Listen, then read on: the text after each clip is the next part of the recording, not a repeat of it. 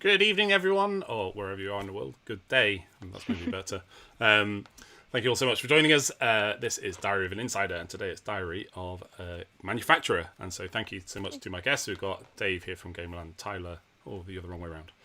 Tyler from Panda Games, and then Jess from Longpack Games. How are we all? Good. Good, thanks. Good. Yeah.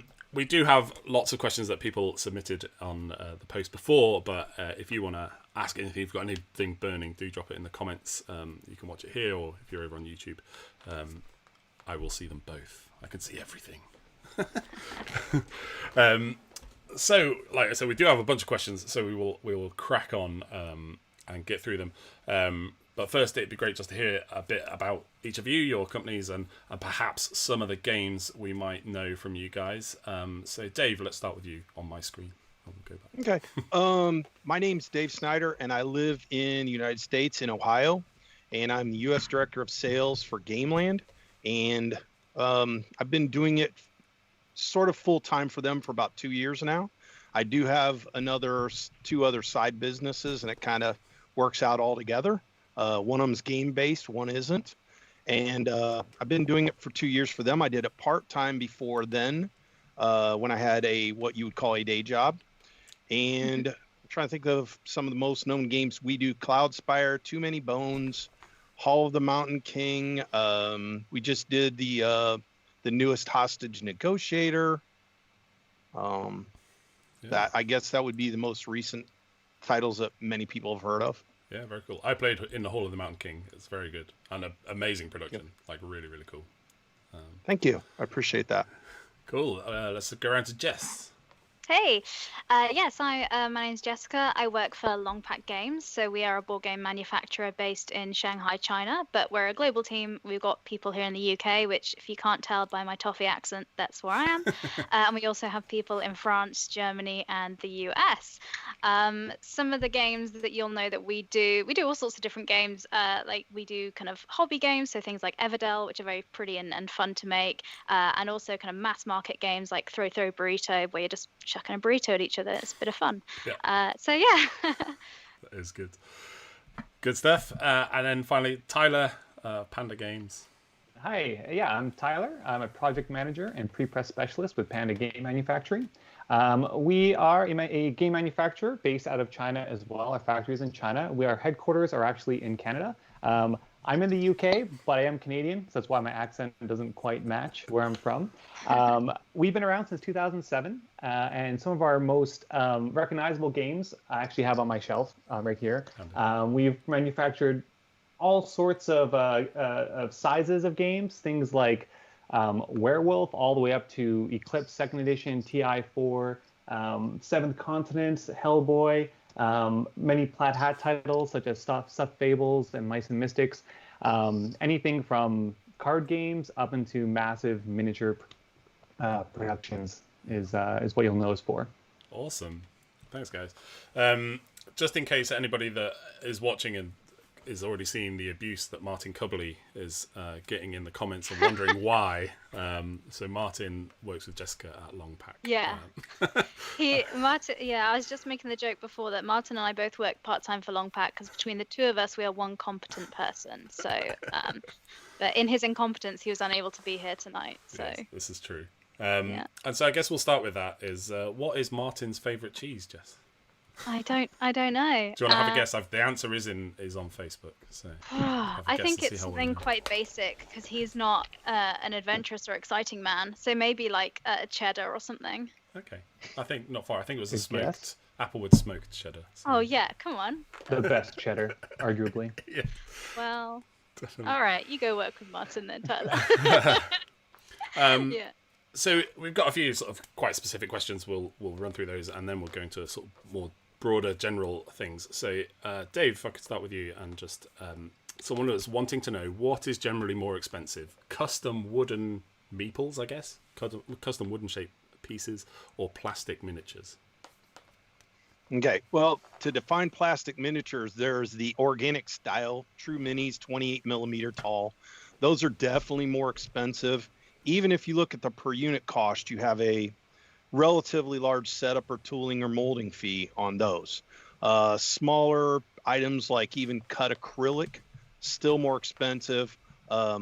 Wooden custom meeples, you get to select a Pantone. You can actually get printing put on those as well. Overall, still cheaper. So if you're looking at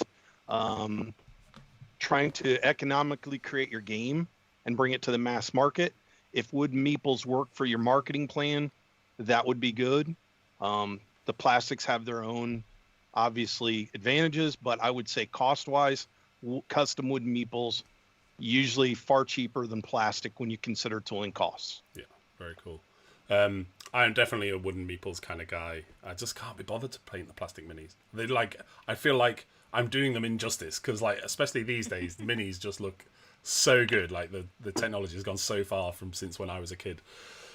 Oh yeah, I just can't be bothered to paint them. I was like, I just want to play with them, and then I'm like, if I have all these grey things on my board, so I'm definitely all about the wooden meeples. I quite like. There was a video that someone posted a while ago as well of where they actually made as like one long or deep meeple, I suppose, and then just chopped up into the smaller meeples. Yeah, that's actually how they're made. Yeah, just one. We call it a meeple loaf.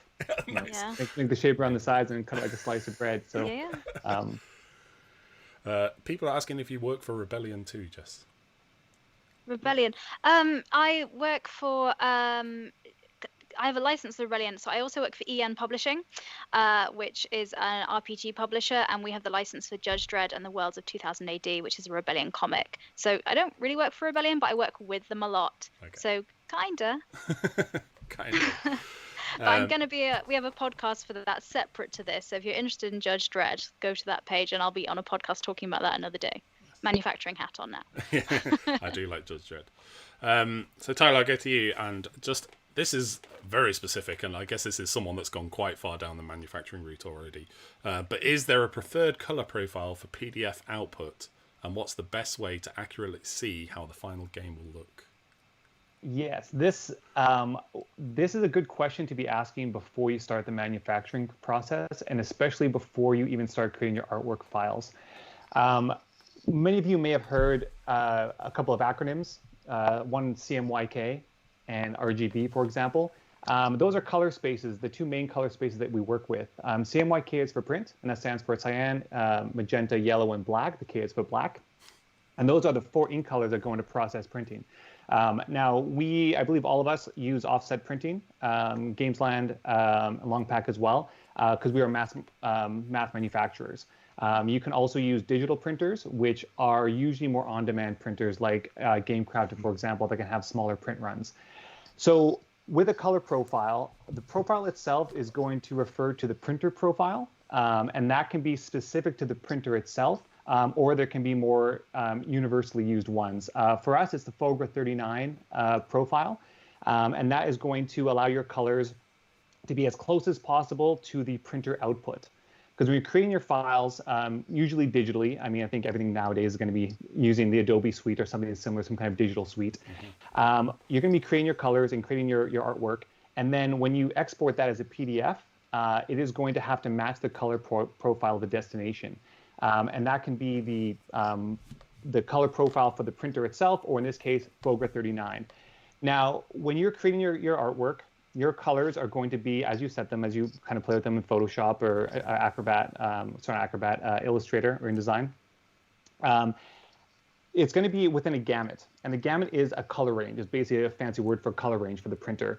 If you design your artwork outside of the color range of the gamut of the printer that you're going to be outputting on, then it's going to change the way the colors appear when they're finally printed. And this is very important with RGB and CMYK, because CMYK is for print, cyan, magenta, yellow, and black, and RGB is for digital, is for monitors, red, green, and blue. And that's why the K stands for black, because B was taken with blue. Now, if you design everything in RGB, which I believe another question coming up is going to be mistakes that are often made. If you create your artwork in RGB, those colors will not match the color gamut of a printer for a lot of different reasons. First of all, CMYK is pretty much the exact opposite of RGB. CMYK is going to have the 4 colors. Each one is going to be a value between 0 and 100%. And this combination of the 4 different colors is going to create your TAC, your total area coverage, which is between 0 and 400%, because you have 4 colors, each from 0 to 100%. If you bring all those colors up to 100 each, you're going to have a rich black. If you take all those colors down, you're going to have 0, which is white, but it's actually more the absence of ink as opposed to white itself. I'll talk about that in a second. Whereas with RGB, if you pull all those values between 0 and 255 are the values for RGB, if you pull all those up to full, you get white light. You pull those down to nothing, you have no light, you have darkness, you have black. So in many ways, they're very opposite of each other, and the different color ranges you can get from RGB are nowhere near what you can get with CMYK. They're very, very different. The one I see most often is like a 255G, which is like that fluorescent green that maybe you used when you like drew the lasers for TIE fighters with MS Paint when you were 8 years old, right? That color of green, it just cannot fit inside the gamut of a printer. So if you were to use that color and you were to export that and try and use that for print, what's going to happen is the destination profile, the printer profile, is going to pull all of your colors out of where it can't see it and pull it into the color range of the actual printer itself, which is going to change all of your colors, which the original question was, how can I have my colors match what I want them to? Every time you have a color outside the gamut, it's going to pull it in using a relative conversion to bring all the colors into where they should be, and that's going to change all of your colors. So you're never going to really get what you want to see. Now, as far as the output matching what you're intending when you actually create the artwork, there's a fundamental flaw in this, because when you create your artwork, you're creating it using a computer screen. So the output from the monitor is RGB looking at your eyes. It's a backlit screen. It's completely different, right? The light's coming at your eyes, whereas on a page, the light's reflecting off of the page to come to your eyes. So it is never, what you see on the screen is never going to be as accurate to what you actually get when you finish the print itself. The only way to actually see how it's going to print is to print it. Long story short. And that is going to depend on a few different things. Again, the color that you've put into it is the first, obviously, the color profile and the color that you chose. The printer is going to choose kind of the quality and the color and the gamut, like we talked about. The inks, sometimes the time of day might affect the way the colors look. When the print was done in the morning and the evening, is the press hot? Is it not? And most importantly, the actual media that you're printing onto. When I said before the CMYK, right, that 0 is the lack of ink, it's not white. The white is whatever the media is itself, right? And that can change. I mean, I've got different card samples here, and you can see, I don't know if you can see very well on the camera, right? White is different depending on the stock itself. If you have a stock that is a little bit on the yellow side, for example, right, like some papers can be a little bit yellowy in tone. If you put cyan and yellow down to make an aqua kind of color, the yellow will pull those colors. The yellow from the media will pull those colors over towards being more greenish. So all these factors come into play when you're trying to design. And the most important thing you can do when you start off is start off with your document, whatever program you're using, in CMYK first and foremost, and then the color profile that matches the destination. And for us at Panda, it's going to be FOGA 39. I believe that you guys may use the same thing. Is that right? FOGA 39 pretty standard for everybody? It depends on the media. I'm sorry, go ahead. I was going to say, well, it would be handy if there was some sort of file or reference sheet that people could take away with them for all of our various company sheets. Yeah. Wouldn't there be, Mark? Yeah, it's already on the screen. Thought about this, indeed. Yeah. No, so I was just saying that's a lot of technical information for some people. So all of this, this can be written down, and if you're working with an artist or a graphic designer, you can, depending on who you're working with, you can hand them this and be like, the manufacturer needs you to do this, which is generally what I do with designers. But yeah. Sorry, exactly. Like Jess said, we have the documents on our websites. We have a design guidebook that talks through all the basics, how to set up your files, and more specifics as to how to set up a punch board, how to set up a card, all those kinds of things, as well as the color profiling. That's very cool. We talked a little bit there about card stock as well, and so Jess, this is time to shine with your samples ready. So we obviously, like, we do hear a lot about card cores, and I think people have a general impression, especially from Kickstarter, they're like, black core, that must be good, right? Or linen finish, must be good.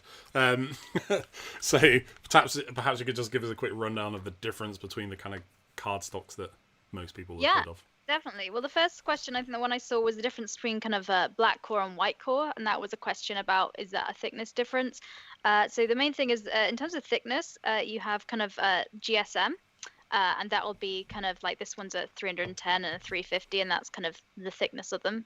Probably can't tell too much here, but you'll notice when you have them in your hands and you're kind of shuffling them.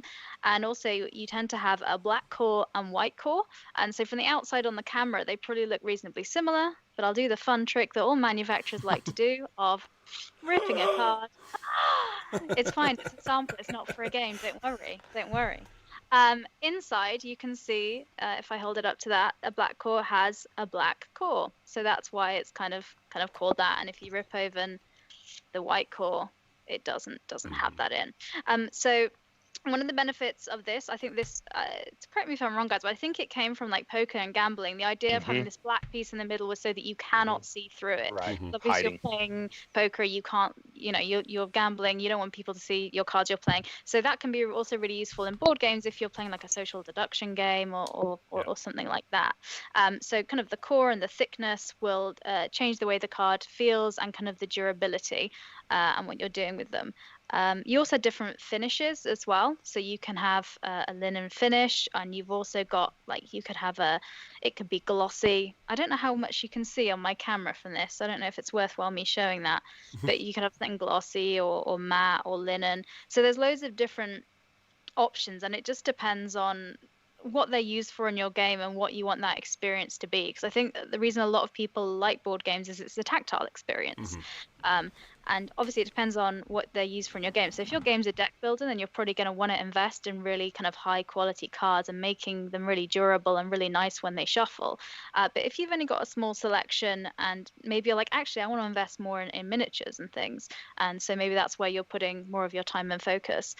So it depends on the game. And when you're working with a manufacturer, I mean, like all three of us here, we're all geeks. We like games. This is why we work in this industry. We want to kind of hear about your game, and if you talk to us about what your game is, we can kind of recommend different manufacturing materials and what would suit that specific game. Because not all games need the highest quality card stock and things like that. If you're making a kids game for something, or you're making something that's going to be designed to be ripped up or something like that, then maybe that's not what you need to invest in there. I hope that gives a rough sort of rundown. That's good. Yeah, I actually saw. What did I see? So I was at Nuremberg back in January when we were allowed to leave the house, and someone was showing off rock paper. Have you seen this? It's crazy. Made from like crushed down rocks. It's a bit weird. Seems. I like the PVC cards you get as well. Like you have Gloom. So those ones as well. They're more expensive than the paper ones, but they're really good fun as well. Very cool. So there's lots of different options you can get, and also I think we're going to go on environmental stuff later as well. If you want to be using like recycled paper or FSC approved things like that, you can always ask about that as well. So that's an option. Very good. And we mentioned their GSM as well, and I don't know if just in case people don't realize, I'm pretty sure that refers to how much a square meter of that material will weigh. Yep. So 350 Yeah, grams weight, per and square then meter. can somewhat translate to thickness. Yeah. Not exactly, but typically Right. speaking, a higher GSM will be a thicker card. Yeah. Typically, you need at least. You guys tell me what you think. You need at least 15 or 20 to really feel a difference. If you see somebody has 305 and another company has 310, you're probably not going to notice that much difference. Just take them both and see what you think, and make your own judgment from your own experience playing with the sample.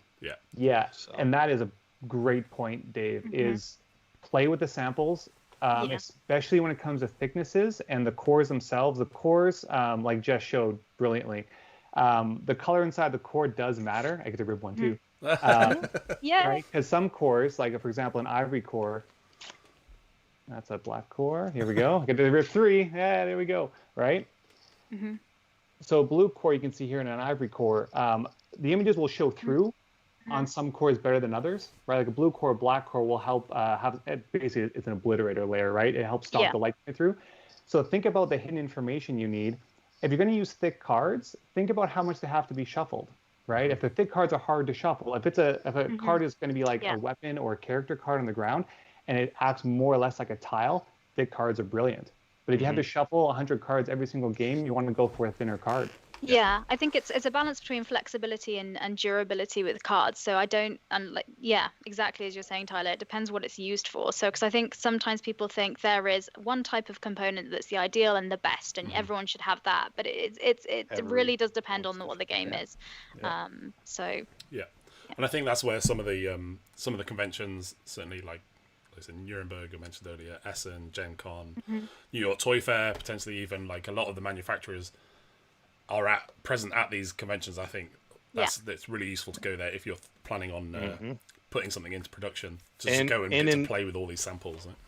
And in lieu of that, Longpack makes a very good sample pack. Panda makes a great one. I think ours is pretty good.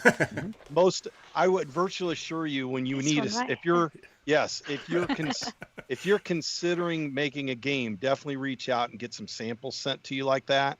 And they're very handy. I mean, I've seen people use them, and when they get the new one, they'll take the old one and take the parts and make a prototype out of it.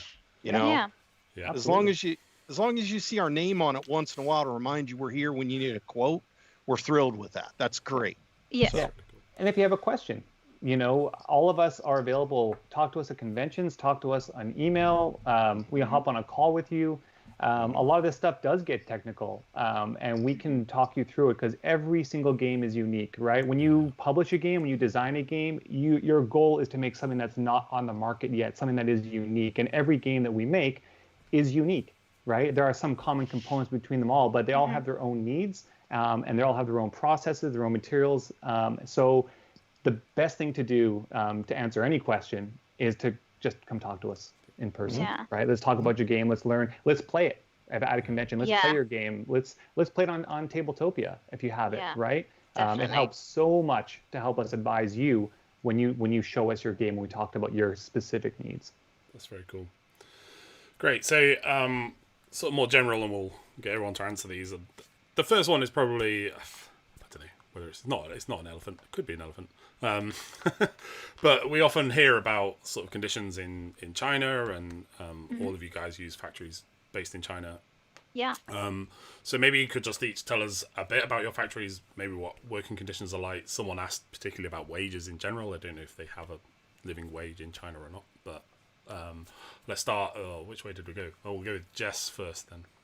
No, I don't think this is a taboo question to ask. I think it's a really important question and a good question to ask, because we live in a global society, and we want to know the things that we made are made ethically and fairly.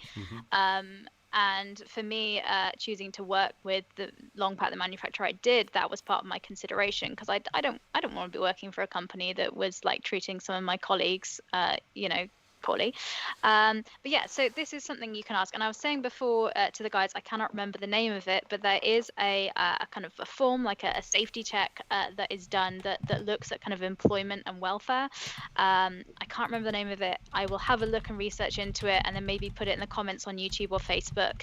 But we can provide that certainly at Longpack, and it will show you the number of workers we have there, what benefits they have, do they get paid sick pay, and all these things which an external company can come in and check. You're also welcome to come and visit the factory. Maybe not now, but in general, when there's not a global pandemic, we're more than happy for customers to come and have a look and just see. And have a look around there. So yeah, I think that's a really important question to ask, and it's definitely something I think would be really good for publishers and designers to consider when they're choosing their manufacturer, of choosing somebody that's ethical. Yeah, it's great. Tyler, did you have anything kind of? Yeah, no, I agree with Jess completely. Panda, actually, we own our factory in Shenzhen, China, where we do all of our assembly and all of our printing, and all the factories that we use for sourcing. We have strategic partnerships with, and we vet them all personally to make sure that they also adhere to our standards. Of course, we have lots of certifications. If you need to, certifications for certain clients or certain licenses to use. And Panda as well, we pay our staff about 20% higher wage than other factories in the area as well. So it's something that we take very, very seriously for all of our staff at our factory, at the offices, and all of our remote working staff as well. We've gone above and beyond to try and make it obviously ethical, but a fun place to work as well. We're literally making fun is what we do. Yeah. So Yeah. you should have fun doing it. Yeah, that's great. And Dave, a similar story from you, I guess. Yeah, we do have, like I say, we have different certifications from different companies to run product for large companies in the United States and worldwide. I think we've got that. I will tell you, I have visited China 4 times in the last 2 years to tour not only our offices, but our factories. I have yet to go to the next time I go. I'm planning on personally inspecting some of the places we source from. But I can tell you my background before I did this was, I told you I had a day job. I was in manufacturing in the United States. And the factories, when I visit them, are at least as clean, and people seem to be as happy to work and not overburdened as anything that I've seen in the United States. And the people that work actually for Gameland directly in the offices are just great people to be around and excited to work, maybe too much so. Sometimes they work 12-hour days, but they do it at their choosing. They just try to make sure that everybody gets a good product. So like I said, I can cite sourcing, but I'd also say from my personal experience, if you could take my word for it, everything I've seen when I'm there tells me that everything is pretty darn good. So what that's worth. I think COVID's been a good test of that as well, because I think a lot of factories shut down because we were like, hey, it's not safe for our staff to go in. So I think if you're working with a manufacturer and you had a delay because of COVID, that's probably a good thing. That means they weren't making their factory workers work when it wasn't safe. So I think that's been an interesting thing, because it could, bring to light whether a company's ethical and what they're doing with that as well. Definitely. And have you had a chance to go and visit your factory, Jess? No, because that was something that we may be looking at this year, and this global pandemic happened. So no, because I've been with the company for just over a year now, so it was kind of at that point where I was going to kind of go over it. But Martin and I are both very excited to go on a UK trip to China and do that sometime. That'd be great. Yeah. Tyler, I think, because I remember reading some of the Panda Games stuff, and that was part of the training, right? Did you say? Certainly to Canada, not yet, because of the COVID pandemic as well. As Jess. Yeah, we could have been hanging out in China right now together. You guys got robbed of your chance. Yeah, well, great time over there. I'm going to tell you what. I took my wife the second time at my expense, because it's that enjoyable to go see what they have over there. Mass transit is like brand new and immaculate. I mean, super clean. It's unbelievable. Yeah, my sister-in-law is Chinese actually, so if I do get a chance to go over there, I want to go and visit that part of the family because they all came over to the UK for like the wedding and everything like that, and they were like, "Oh, come over and we'll show you everything there." So I think it would be a really good fun time to go for work, but also for that would be fun. Yeah, definitely. I can't wait to just hang out with my team. I talk to them every day over Skype and Slack and email and things like that, and we just have such a great time. I just can't wait to see everyone in person.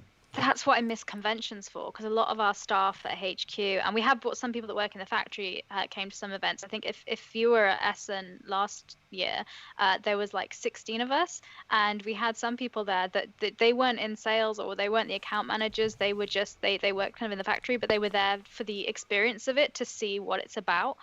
Because our CEO Ning kind of wants to give people as many opportunities to kind of see what the whole process is about. So that's really cool. So that was interesting. So yeah, so somebody was there that didn't speak that much English and was kind of like, "Oh, sorry, let me get someone for you." That was why they were there working. That's really cool. Yeah. We mentioned sort of COVID there a couple of times. Yeah. There was a question in on the original post. More, I think it was specifically about Brexit, but I guess as representatives of Chinese factories, like sort of, there's much more than Brexit going on for you guys. Obviously, we've had COVID, we've had all the trade kind of stuff going on with the US, which I would imagine the US is probably the biggest customer for most factories. But then with the EU and the UK being probably a fairly significant part of that as well. And even I would imagine it's made harder just because of how long it takes to make a game, right? So like something could just happen mid making a game. You're like, oh, we can't send games to that country anymore. So how do you as an industry sort of prepare for as much as you can for things that might happen? And Dave, we'll go to you and then work our way back. As far as I guess our balance is that we, in terms of you talking the Brexit thing. Yeah, or kind of anything that might happen. I mean, Brexit is, I don't think anybody really knows what's anything wild that's happened in 2020. Pick any incident. Oh, geez, I don't know what. Oh, okay. Well, I'll go off topic then and use my time for this. I don't know if you guys can relate to this, but what we found at Gameland to do with the current issues with COVID is that most people that weren't directly tied into my industry but would talk to me about their games and such, they would be worried that their games were going to get manufactured and this, and are you busy, or are you totally like not busy, or what's going on? And what was really strange for our company is it seemed like we really didn't have a break at all, because for the first month and a half or 2 months, they weren't shut down very long over there. But basically, once they got back from Chinese New Year and the month and a half of the COVID outbreak that really shut them down, it was like an extended Chinese New Year. And when they came back, of course, they had a lot of work to do because they were down for a month and a half.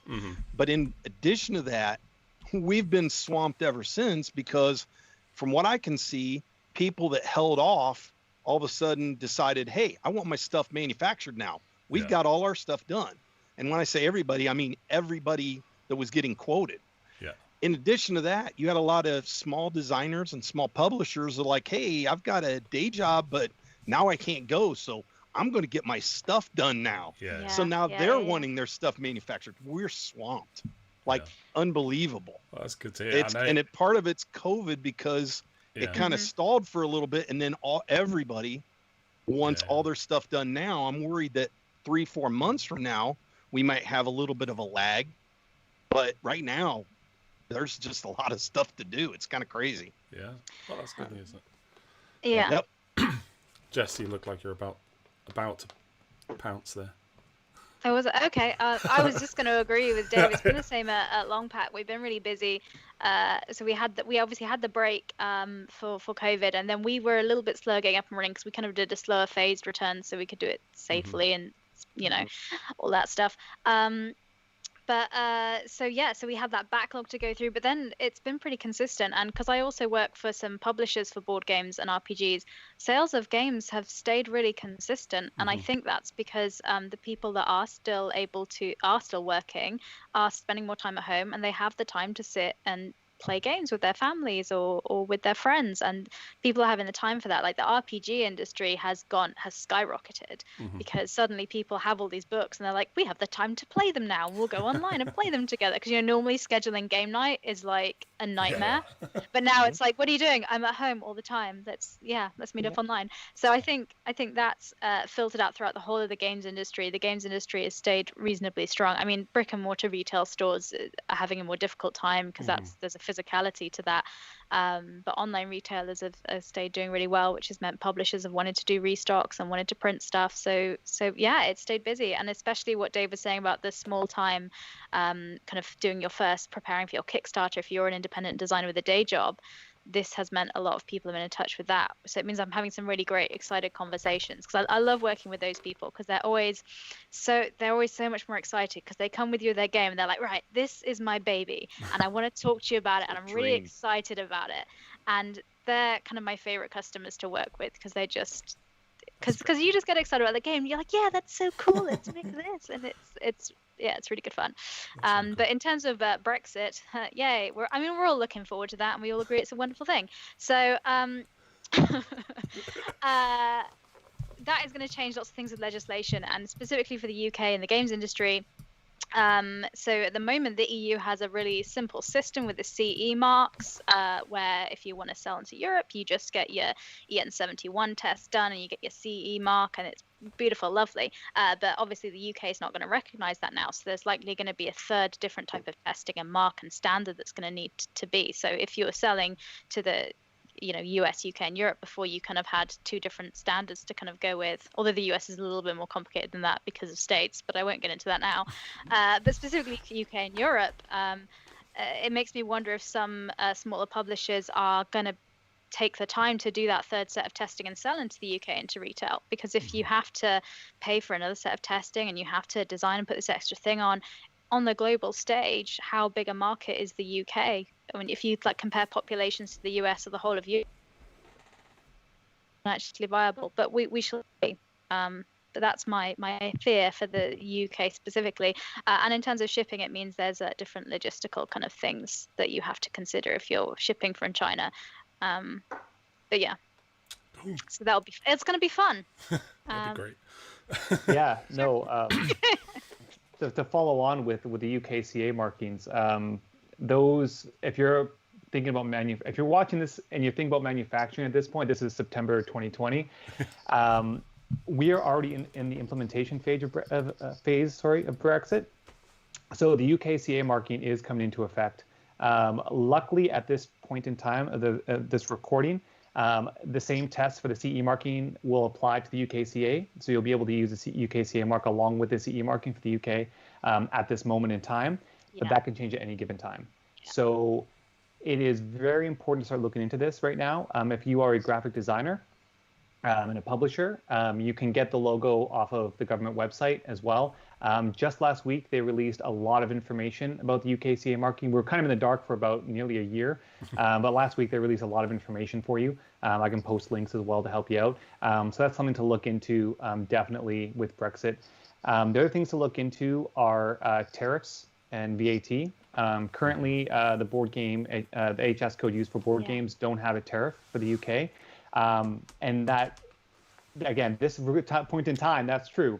But during the implementation period, the UK can take certain items, certain codes out of that zero tariff zone. They can't put them back in. They can take them out. So as a publisher, again, if you're watching this, keep your eye on that in regards to Brexit. And also VAT. Prior to Brexit, if you were moving goods between Europe and the UK, that was fine. It was all one economic zone. But now if you're bringing goods in or out of the UK from Europe, now those are imports and exports. So that is going to be a little bit different for you as a business owner, as a publisher.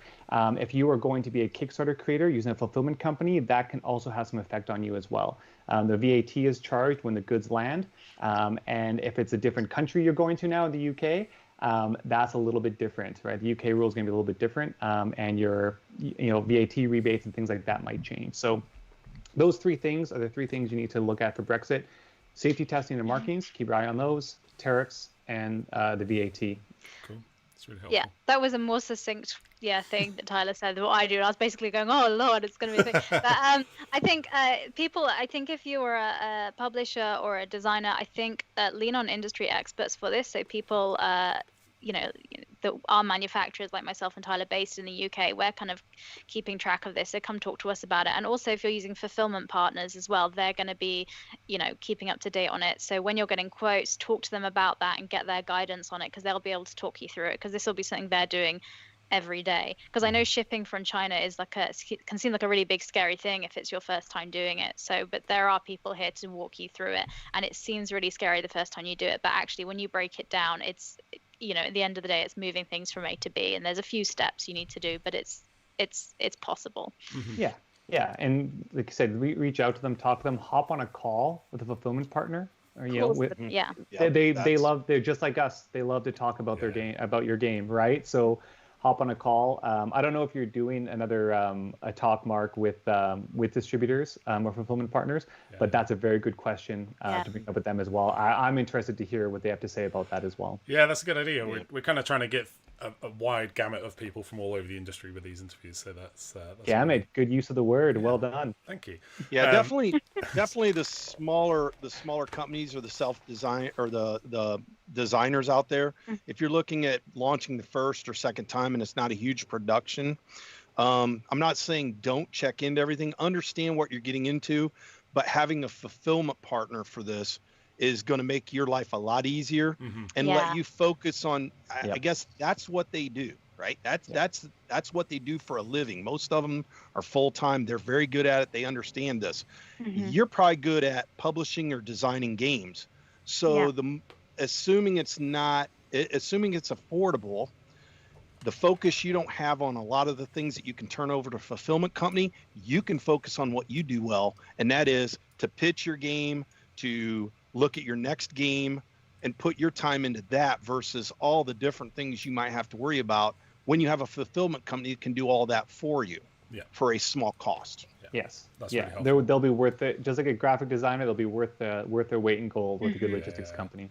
No, that's really helpful. Like we were trying to get a game to Essen last year, which is probably most publishers at some point will struggle to get a game to Essen on time, and they'll be on the phone to the manufacturer going, "Can you please just shave off another week?" Airship 200 copies. Exactly. Yeah. So we actually we trained it from China across to Essen, and that was really interesting. I was speaking to this guy in Germany who was, and he just knew it all. He was like, well, the train doesn't go every week, so it's like you're going to need to catch the Tuesday train so that it gets to here and transfers to another train, and then it'll arrive in Frankfurt here, but that's where we'll have to do the customs. So they usually have, and it's like all just reeling it off over the phone. I was like, this guy knows his stuff, and it got there. We got there on the so you can go in on Wednesday. It got there on it got there on the Wednesday.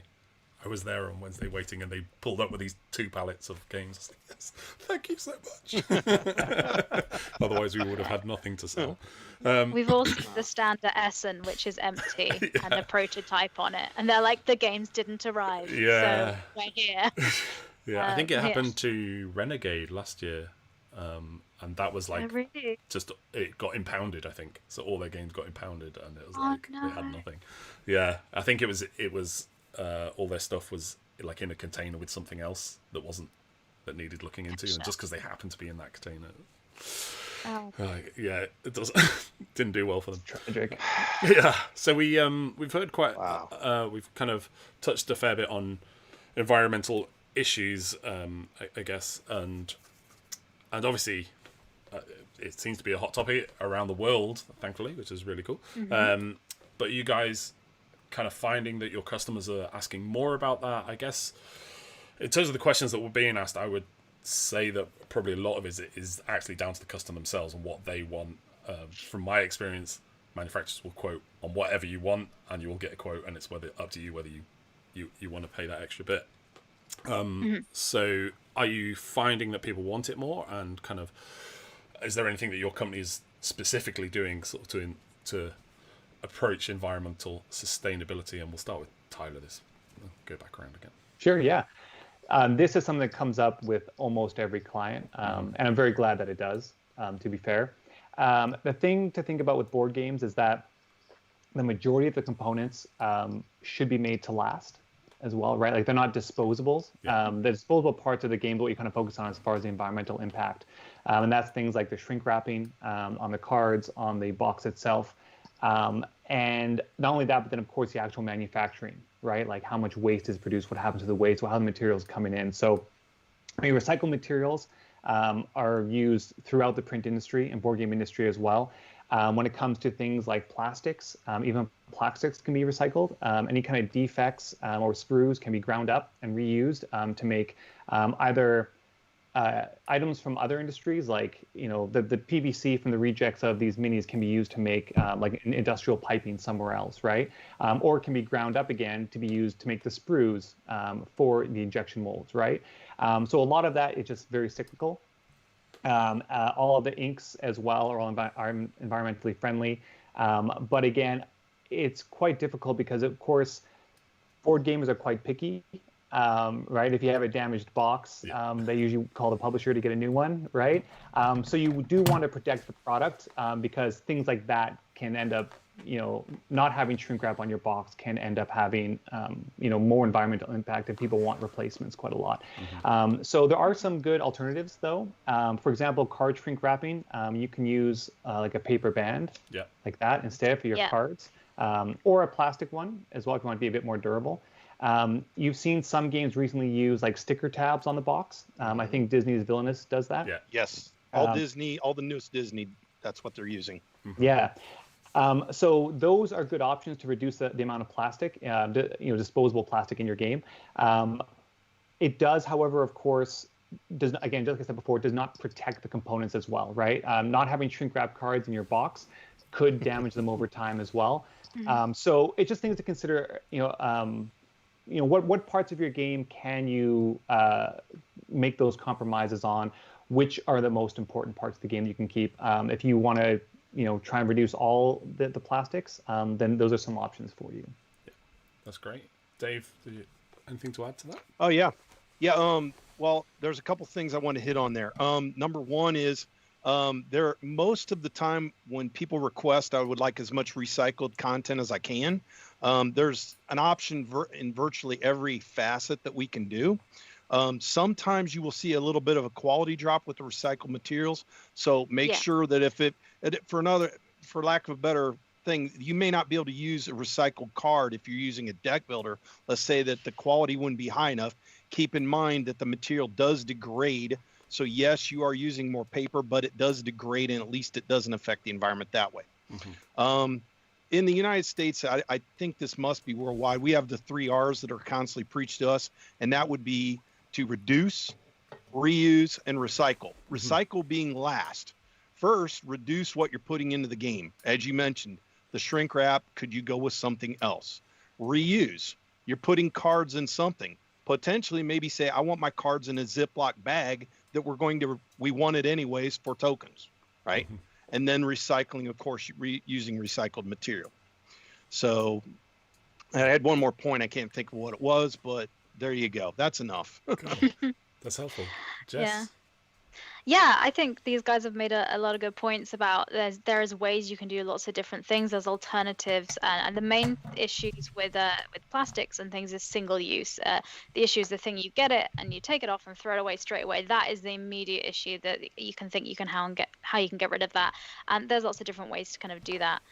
We actually had every Thursday we do kind of a live stream in the evening on Longpack's website, Facebook page even, sorry. And last week we did one on environmental things and eco things that we're doing, and we have a plan to try and offset our carbon emissions with the factory that we do with a project. There's more details of that in there, so if you're interested in that, we have a whole episode on this exact topic because a lot of customers, it matters to them, and rightly so. We want to still have a planet where we can all play board games on it, so we're all invested in that. But yeah, if you're really interested in more details, if you go to the Longpack's Facebook page and look in our videos, there's one in there on environmental green initiatives and things. Yeah, that's really helpful. Cool. I realise that I've already taken up more of your time than I said I would, and I apologise for that. But it's been very interesting. That's fine. So we'll finish with this hot topic then. Is what are the most common mistakes that new publishers make? So go back to you, Jess, and work our way back. Most common mistakes, like I think with maybe with if you're doing like a Kickstarter campaign, so it's your first campaign, and getting the pricing right with kind of the manufacturing, but also considering the shipping. So considering the weight of your board game and the size of it is something to consider when you're designing it, because different and if you get someone that's an expert in shipping, and maybe they'll be better explaining it to me, but different companies will either go by weight or they'll go by size, because they'll have a specific envelope the game fits in. So it depends kind of what you're doing that way. But if you think about your game, you need to be designing it from the beginning. Is it going to be in the most efficient way, so it's not going to be the most expensive thing to ship? So I think a lot of people don't consider that, and then they'll do their shipping price of what they think, oh, that's a reasonable shipping cost, and then it comes to that, and all their money gets eaten up sending their games to people, and the project kind of falls down at that point. So yeah, that's kind of one thing I'd say is shipping and the weight of your products, and considering that before you set up your pricing structure. Cool. That's helpful. Dave? Number one thing I tell new designers, new publishing, people that want to publish on their own, the number one thing I tell them, if they're going to Kickstart, prefer, if that's definitely the path, actually anywhere, is I've never met a designer or a publisher that said, I've got this one game, I want to do it, and I'm done. They always have multiple games. There's always the next thing. There may be developing multiple games at the same time. And what I will tell them is, you've got this mega game. It is, something up. It's just huge. It's going to have minis. It's going to have this. It's going to have that. I usually tell them, it's like, that's going to be the first thing you throw on Kickstarter. I said, you have something smaller. Yeah, I've got this 108 card game with 5 dice. Is it good? Yes. Launch that one first. Yeah. You've got to build an audience. That's number one. You have to have an audience. You just can't buy yourself an audience anymore. There's so many Kickstarters, so many games coming out. You have to have something you can put up that people can say, yeah, that's a good price. I'll go for that. Then you've built an audience. Now, when that succeeds and you show not only can you make a good game, but you can also fulfill it successfully in a relatively decent amount of time. Now you have an audience that's pleased. Your name is out there. Now take your big one and launch it, and you'll do much better. Too many people I see try to launch their big item, and they get crushed because nobody wants to drop $150 into somebody that they've never heard of that has no track record. Cool. Yeah. Yeah, that's really helpful. Cool, thanks. And then Tyler, we'll finish with you. Yeah. Yeah, I mean, I completely agree with both of you as well. I think shipping is a major issue that people don't, a lot of people think about. Like I think Dave said before, if you don't know how to do it, reach out to somebody, right, to help with logistics. And like Dave said, start small. Do what you can. Don't take on the 400 minis projects to begin with.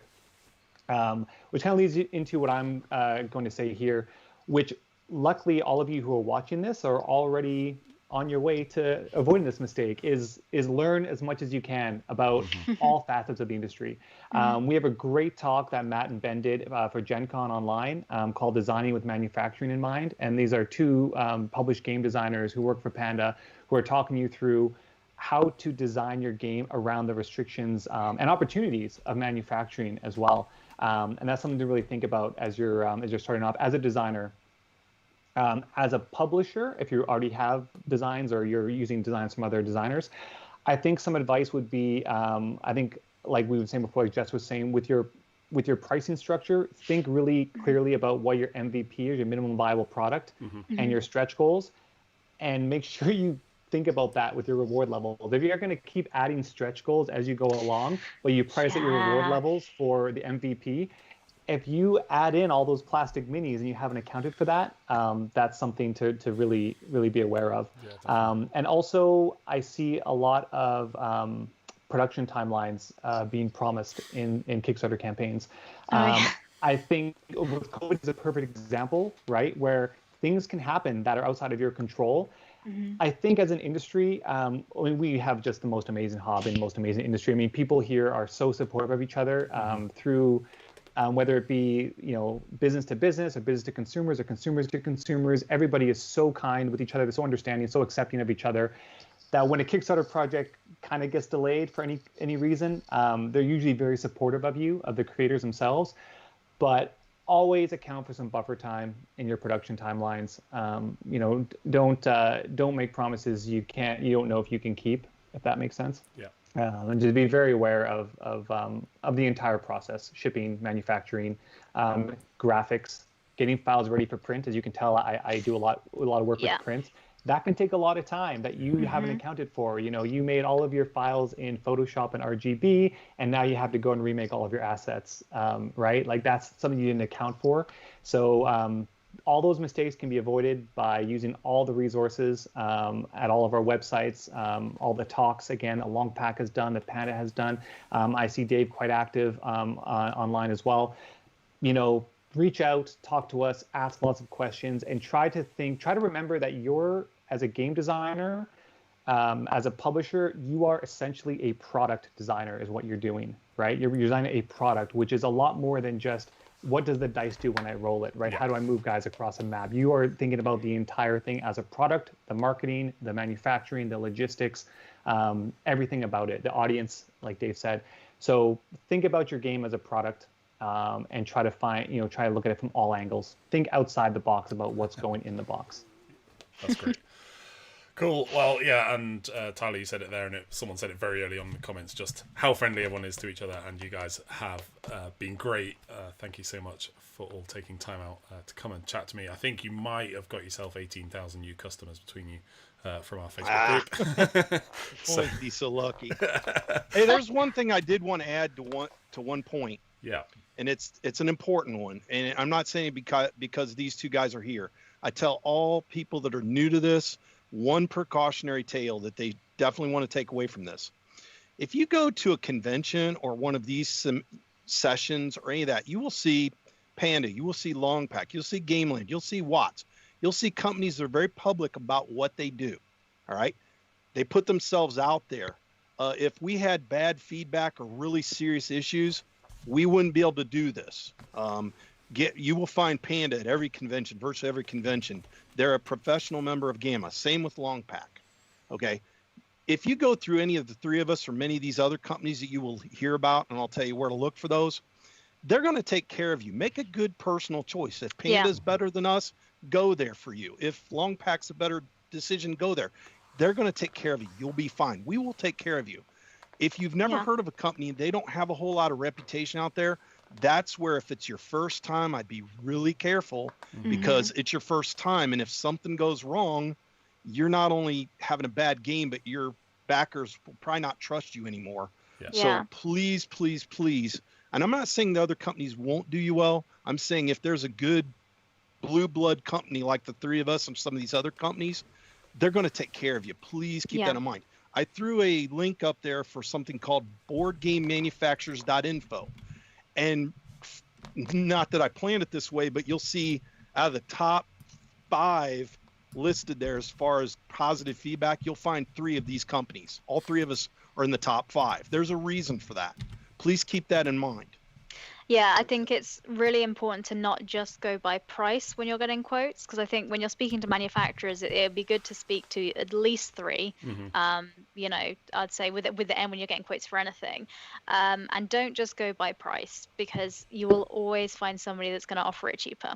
And obviously that has to be a consideration because it has to be the right price for your MSRP, of course it matters, but there are other things. And also some big publishers work with multiple manufacturers, so a lot of us, the 3 of us, will have some clients in common because larger companies do that, and different projects will suit different manufacturers sometimes as well. So speak to different people and get a feel for the company, what the communication's like, have a look at games they've made that are similar to yours, and consider that in your choices as well, and ask other designers in groups. Like if you just go in and say, hey, what good manufacturers do you guys know, you'll see the same kind of games listed up, and hopefully we'll be in there. Definitely. And even if you've got a game collection of your own, like look at some of those. Probably a lot of them will be made by the 3 companies here. So or just look at the games that you like and say, well, who made that? I'll go and chat to them. And a 19 out of 20 is not a bad thing. because I can guarantee you, I've heard somebody say, I'll never use this company or I'll never use that company. And I've heard customers say, I'll never use your company. There's going to be one out there where something didn't go right. Don't get too critical. But if you see consistently that certain companies are delivering, but they have one issue, I wouldn't take it too seriously. Look into a little deeper. Yeah, definitely. Yeah. That's really And cool. talk to them. Sorry. Yeah. Like I said, it's in the very beginning, like we're doing right now. Reach out, chat, visit us at conventions, talk to us. Every game is unique, like I said before, and your manufacturing is no different, right? So find the best fit, like Jess and David said. Yeah, definitely. Well, that's really helpful. Apologies if we didn't get to your question, and I've seen some in the chat as we've been chatting. Maybe we'll have to try and do a part 2 at some point. I've certainly found it really interesting because I've contacted all of you guys in the past. So, but thank you all so much for your time. Do go and visit the websites, go and say hi at conventions, and we will see you all again soon. Thank you. Thanks very much. Thank you. Thanks for hosting. Thanks everyone for coming and listening. We appreciate it.